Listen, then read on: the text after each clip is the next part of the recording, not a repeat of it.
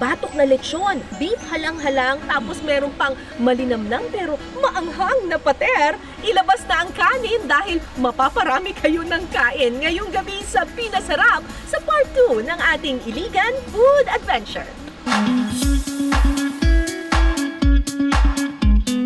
Putok-batok ng ating titikman. Dahil ang bida sa handaan, lechon. Hi, Sir Mark! Hello po. Hello. Ilang years na ba kayong gumagawa ng lechon? We started 1965, so that is around 60 years, almost 60 years na rin po. Grabe! Talagang so, dito ka na talagang lumaki Yes, ma'am. sa lechonan. Okay. Ito na yung mga na-chop nating mga ingredients. Lahat ito ilalagay Yes, dito? po. Yes, po. Bakit may bell pepper? Hindi naman maanghang ang bell pepper di ba? Pero mabango medyo siya. mabango siya. At saka meron din namang may gusto na medyo maanghang na lechon. So, yan, dadamihan mo na lang. Ang napansin ko dito sa cooking sa Iligan, very aromatic. Mahilig dun sa Yes, may po. mabango, matanglad. Opo. Kaya ginagamit din namin is kawayan, hindi yung Hindi yung stale bakal. bakal. Kasi Kawayan. yes po. Bakit? Para sa amin kasi mas maganda, the more organic siya, mas maganda, mas masarap yung Tsaka may nare-release din na certain Amoy. aroma Yes, at amoy yes po, yung yes po. yung kawayan. Yes po. Pagkatapos maghalu-haluin ng mga sangkap, sunod naman itong ipapalaman sa loob mismo ng baboy. Pagkatapos tahiin ito gamit ang kitchen twine. So, napalamanan na natin yung baboy. Native na baboy ito. Ngayon, ang gagawin natin, papahiran ngayon natin siya para maganda yung kulay ng balat ng baboy. Will also bring a little bit of sweetness sa, At saka sa skin. may konting tamis. Yes, ma'am. So, meron kang maalat-alat doon sa loob na medyo maanghang ng kaunti, tapos sa labas ng baboy, doon Medyo- sa balat, may konting-konting tamis Yes, lang. ma'am. It will also bring color sa lechon. Oo. So, ang ginagamit natin dito ay pure brown sugar. Hindi po ito yung refined na brown sugar. Yung talagang bago pa siya pinroseso, ito talaga yung purong-puro. Mas puro pa kesa sa muscovado kasi may pait-pait pa siya ng kaunti. Dito din sa pagpahid, one stroke lang tayo. Kung pababa na rin lahat. Sa kulay kasi po, kasi kung hindi siya evenly spread, yung kulay magiging yung may part na white, may part na lutong-luto na. So, ito na yung lechon natin. Pwede na ngayon itong i-roast. Yes po. Okay, let's do it.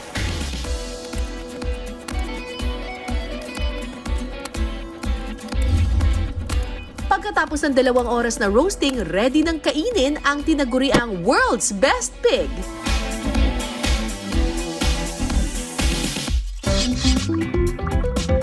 Pero bago natin tikman yan, isa munang challenge ang inihanda ni Annabelle para sa akin. May isa pang sikat na dish dito sa Iligan City at ang pangalan nito ay beef halang-halang. Balita ko kapag kinakain daw ito ng mga nakainom. Oo. Kapag nasobrahan ka sa party-party. You need to pick me up after a hangover. Ito yun. Ito yon. Kasama namin dito si Ate Faye. Si Ate Faye ang magtuturo sa amin magluto ng beef halang-halang. So, gaano karaming beef halang-halang ang niluluto ninyo kada araw sa karinderya ninyo? Mga 50 kilos. What? 50 kilos? Ganun karaming manginginom dito? Joke lang. Kasi kami, 24 hours. 24 hours? Tuwing kailan pinakamaraming customer? Yung Sabado, Biyernes ng gabi, saka Sabado at Linggo. Alam na natin kung anong ginawa nila.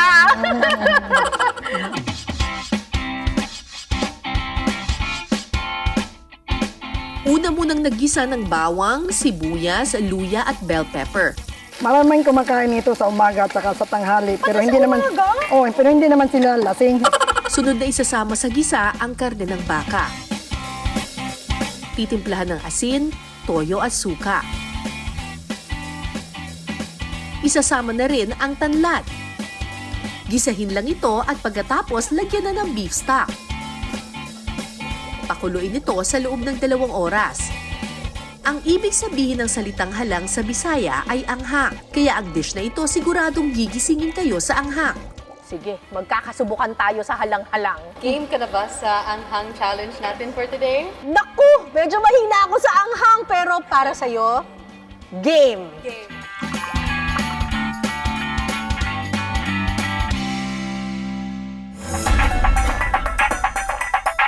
So, luto na yung ating beef halang-halang. Halang-halang. Pero wala pang halang to. Opo, wala Oo. pang halang. Kasi it's a customizable dish. So, Oo. ikaw na talaga mag-estimate kung gaano kaanghang yung gusto mo. So, for now, simple lang siya na Beef nilaga. nilaga. Okay. Pero may levels tayo. Siguro, since hindi niyo nakasanayan yung anghang, yung first level na natin is half a spoon of, Half a spoon of chili. Of chili? Opo. As you can see Marami over yun, ah. here. Oh, wow. Thank you, Scara. Okay. Tikman muna natin ng walang anghang. Okay. Fair enough. Sige. Ang sarap. Ang lambot-lambot ng beef. Yung sabaw niya parang... Flavorful, very It's flavorful, very rich, flavorful, very aromatic. and fresh. Pero para sa akin, kulang po talaga to eh. Kulang? Oo, kailangan talaga natin ng chili. Parang feeling ko okay na to nga. Sige na nga, lagyan na natin kasi hindi siya magiging beef halang-halang kung wala. Wala. So, wow. Half a spoon. Half a spoon. Basic for us. Teka, mukhang napasubo yata ako sa challenge na ito ah. Try natin. Level 1. Level 1, half a spoon. Eto na po. Ayan. Atuin po natin. Oh, that's better. Now that tastes like halang-halang. Okay. Kaya ka pa ba? Kaya! Hindi ko kailangan ng tubig eh. Sanayan na kasi. Sige, hindi na magtutubig. Sige. Wow! Dagdagan. Ano, Miss Cara? Ready na ba tayo sa next level? Ready? Okay. Dagdag naman tayo ng half a spoon of chili. Ayan. Walang daya? Okay. Wala. Half. Half. Ayan. So, i-mix na natin. Okay. Okay. Kinakabahan ako ah. No, don't need to. Just enjoy the burn. Just enjoy the burn. That tastes so good. At parang may sobrang sipa siya sa beef stew also. So, makes it all better. Kasi po na to ah. Basic lang to eh. This is like everyday sa Iligan. Comfort food talaga to namin. So, all day, breakfast, lunch, dinner, after party snack, perfect talaga itong halang-halang. Hindi ko alam paano ka nakakapagsalita pa. Parang gumuguhit siya dito. Oh, so, isa pa. Isa pa. Last na to, please. Ito na lang yung last level. Para akong tatrangkasuhin dito. Last na po, level 3. Level 3. Oh, Lord! Grabe Ayan, to. level 3. Ito na.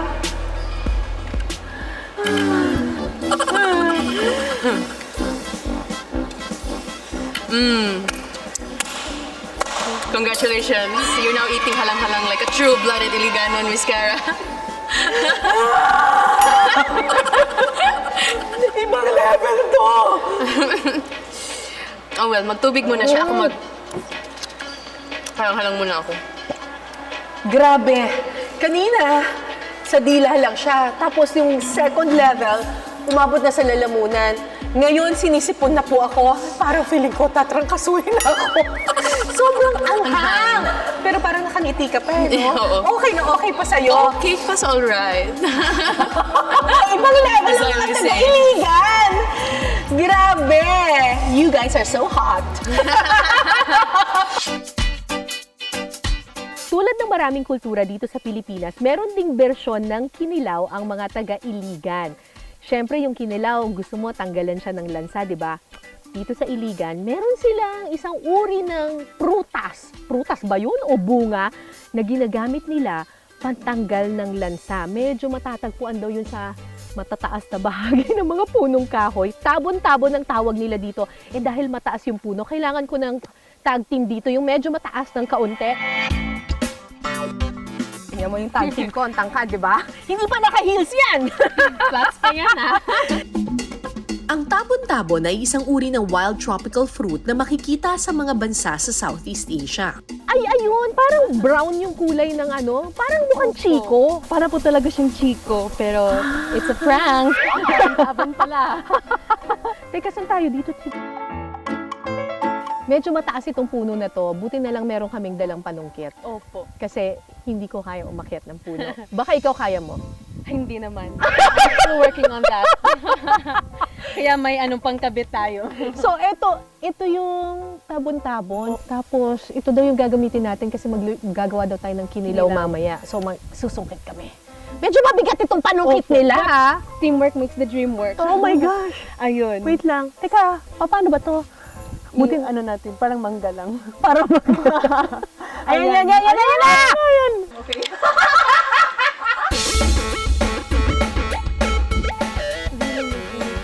Kuha na? Parang. Yan! Ang hirap pa! Success! Success! Ay, ang tigas. Opo. Ang hirap pa. Para sa isang bunga. Pero sobrang worth it. Teka lang! Ang bigat! Sandali! Ang hirap! Ano ba? Nakakangalay pala to! Ayan ako. Ayan. Kailangan pa atang iabante. Kailangan pang iangat. Taas pa? Oo, itaas pa. Ayan, yan! Kuha na ba? Hindi pa. Hindi pa na. Yan. Ayan. I think we need to pull it down na. Okay. Pagod. Oh my gosh. But Wait it's gonna lang. be worth it. Ang galing! Ang galing umasinta nitong si Annabel. Ito na, yung aming pinaghirapan na tabon-tabon. No pain, no gain. And now we get to enjoy the fruit of our labor. Oo! Mamaya. So, anong kailangan ng gawin dito? Bibiakin, ganyan? Yes po, bibiyakin. And then, when you open it, you'll see na para siyang brain-like na ano. Talaga? Opo. O, sige, halika na. Sige. Gamitin na natin to. Let's check it out!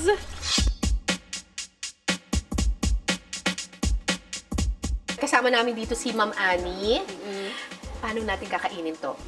Ilagay natin sa kinilaw. Ganyan lang. Ay, hindi ko kaya. Una munang bibiyakin ang tabon-tabon para makuha ang laman nito. Ayan! Ganyan ang laman sa loob. Para siyang utak.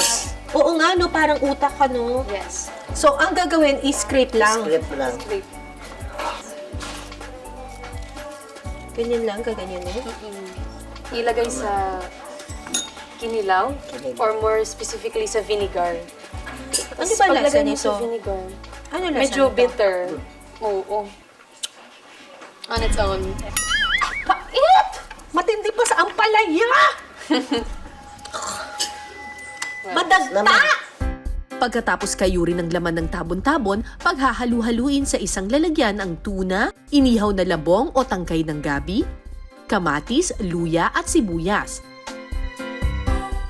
Paghahalu-haluin lang ang mga sangkap at pagkatapos ilagay na ang sukang may sili na nilagyan ng tabon-tabon. When iniligan, it can never be too spicy. Kailangan maanghang. Matapos haluin, pwede nang lantakan ang ating kinilaw na may tabon-tabon. So, ito na yung aming kinilaw Kinilaw. with tabon-tabon. Yes. Ayan, tikman na natin to. Teka, bababa. Okay. Kalmahan natin. Excited. Parang masyadong halata na favorite ko tong kinilaw. Favorite mo ito? Opo. It's a great appetizer. Ang harap. Wala nang pait. Walang pait. It's like a tangy, nutty taste. Ang sarap, tsaka walang lansa yung isda. Wala. Kasi antibacterial din yung tabon-tabon ko. Ang sarap naman ito. Tapos ang pinakamaganda dito, hindi ito nakakataba. Oo. Diet approved. Diet approved to. Ang sarap ng gabi. Inihaw yung gabi. So, meron siyang smoky flavor, pero may tamis-tamis siyang konti. Opo. Ang sarap! Ay, nako. Ito na rin ang favorite ko. Perfect na pinaka-partner ng kinilaw ang kanilang tangla juice na dito may rin sa Iligan matitikman. Ang sarap, di ba? Ang sarap! The secret also is the coconut sugar mixed with honey. Ah, ito. Kaya may ibang timpla. Ito yung pantimpla. Honey ba to? Opo, and the coconut sugar mixed in one. Ang sarap! Don't panic, it's organic. Perfect way to cool after a really spicy session of Napaka kinilaw. pero magkikinilaw pa ako.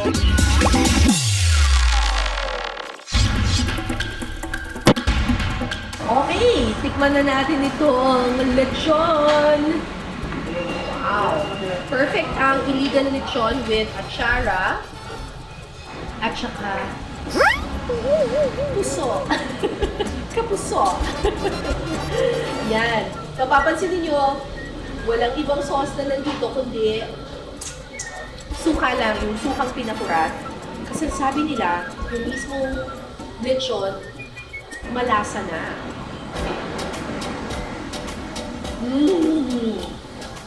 Nalalasa mo yung panglam.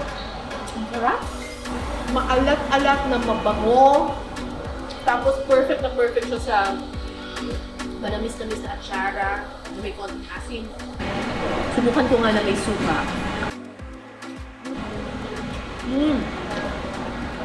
Makakang to Okay din siya. Kasi para siyang party ng flavor sa dila mo. Maalat-alat yung lechon, na nalalasahan mo yung aroma ng tanglad. Tapos, maasim-asim itong suka at saka yung atsara.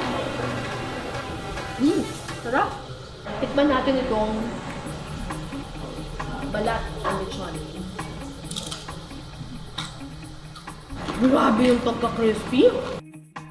Grabe yung pagka-crispy niya. Alam ko pinaghira namin ito ng brown sugar, pero hindi naman siya matamis. Pero perfect yung balance niya with the maalat-alat na lechon. Tapos ang sabi nila, ang hahanapin niyo daw yung bandang belly. Yung malapit sa kung saan tayo nagpalaman. Ito, ayun oh. Kasi dito mo daw talagang mas malalasahan yung flavor.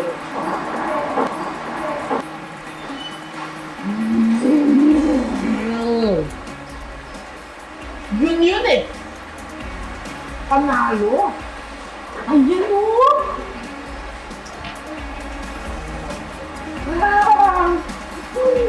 The best part is the belly. Complete meal pero abot kaya sa bulsa? Sagot ni Annabel yan. Ipatitikim niya sa atin ang sikat na pater ng Iligan. Ngayon, isa sa pinaka-paborito na pagkain ng mga Maranao dito sa Iligan City ay ang pater.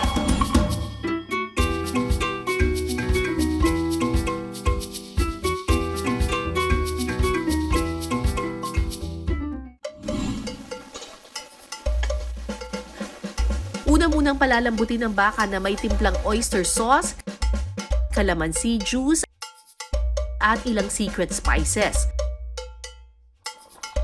Hahayaan lang itong kumulo sa loob ng 15 minutes. Pagkatapos kumulo, hanguin ng baka at ilagay sa food processor para gilingin ang karne.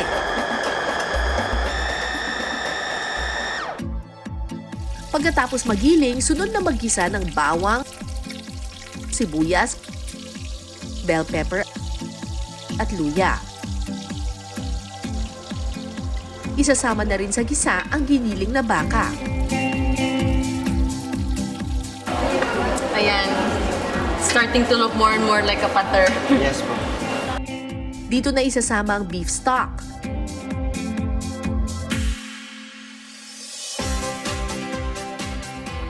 At muling pakukuluin sa loob ng 15 minutes. Kapag naluto na ang baka, ihanda na ang kanin sa dahon ng saging. At itopping dito ang nilutong karne ng baka. Okay, yan na yung finished product. So ako naman, Sige, ikaw naman. kung kaya ko ba? Kung kaya naman, kaya ko ngang kain eh. So dapat kung magaling kang kumain, magaling daw ka magluto. So since ikaw naman nagluto, mag-prepare na lang. Annabel, wag mo nang patagalin pa. Tikman na natin yan.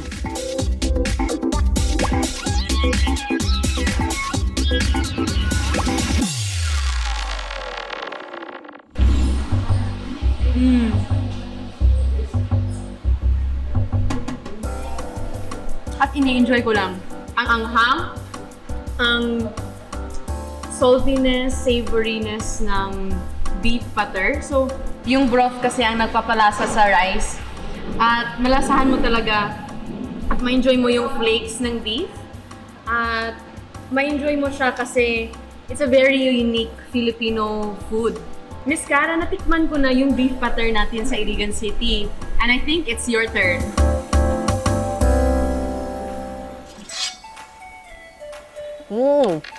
Yung mismong ulam ay para siyang ginataang beef. Very flavorful yung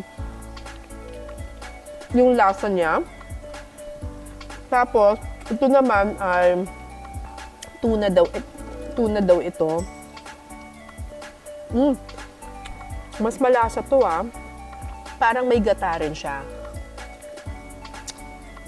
Pero kung bitin ka pa dito sa pater, pwede kang mag-level up or mag-upgrade. Meron din silang mga ganitong klaseng mga side dish. Dadagdagan mo nga lang yung 39 pesos mo. Kung kunyari, meron kang 95 pesos, meron ka ng pater, tapos meron ka pang lumpia, meron ka pang siomai, meron ka pang chicken, all for less than 100 pesos. Sulit, di ba?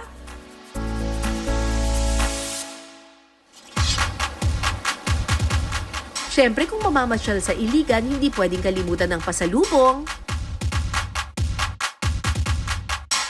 Mga kapuso, kung nandito kayo sa Iligan City, kailangan niyo talagang magbili ng pasalubong. Ito yung original roasted na peanuts. Sobrang crunchy, maalat, pero hindi masyado. Just right, napakasarap. Saan nga perfect ang mani? Siyempre sa ice-cooled na serbesa. Dito sa Iligan, may mga beer silang nakapangalan mismo sa kanilang bayan. Di tulad ng commercial beer na mabibili sa mga tindahan, ang craft beer mas rich daw ang flavor. So I can explain it sa ganito. Ang commercial beer kasi ang daming adjuncts, no? Adjuncts na tawag yung mga additives na para makabura sila. So ito yung malt natin. Sobrang konti lang ginagamit pag commercial beer. Dami ng bigas, mais, hops. At sa craft beer kasi, it's mostly Daming malt. Yes, and then specialty malt, and then the hops and the leaves. Mas tapang yung flavor. The flavor is more bold, no, it's more pronounced, and yun talaga, that's how beer should be made. Pero kung hindi ka naman mahilig sa alcoholic drinks, meron din silang inuming para sa iyo. So this one, yung kalamansi natin, galing lang din dito sa Lanao Province. No? Alright. Hand squeezed, and yep. How do you find it? Oh, it's really refreshing. I can really definitely taste the soda. It's like little bubbles in your mouth, Yeah. and you can really taste the calamansi. It's coming out very strongly, but not so strong that it's overwhelming. Very sweet. It's and sour. natural kasi. It's natural calamansi.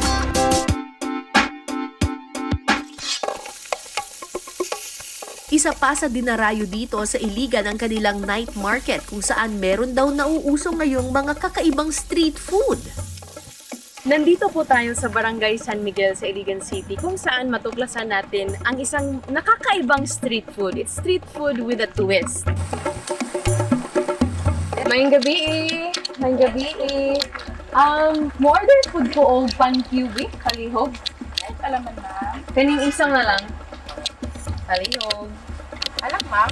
Oo, halang. Ito ang tinatawag na pan-Q, tinapay na may lamang inihaw na barbecue. Thank you po. At ito na guys, yung tinatawag natin na pan-Q from Iligan City. Actually, ito ay isaw na nilagyan ng special na sarsa at of course binalot sa pan o bread. Kaya try na natin.